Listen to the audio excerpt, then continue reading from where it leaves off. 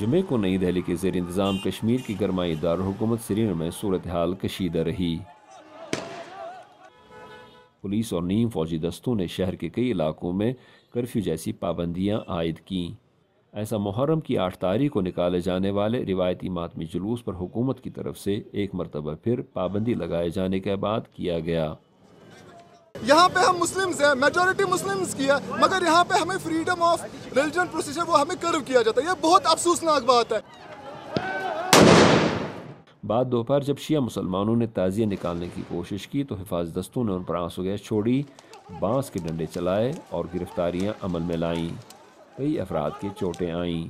عہدیدار کہتے ہیں کہ ماتمی جلوس پر پابندی امن امان کو برقرار رکھنے کے لیے لگائی گئی، تاہم شیعہ اکثریت علاقوں میں بعض ضوابط کے تحت تعزیہ نکالنے اور ماتمی مجالس منعقد کرنے کی اجازت دی گئی۔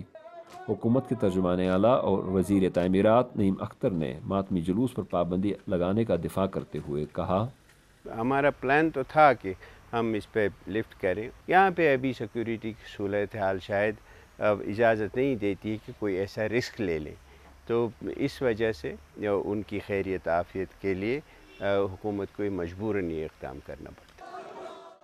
تاہم کئی عزاداروں نے حکومت کے فیصلے کی نکتہ چینی کی۔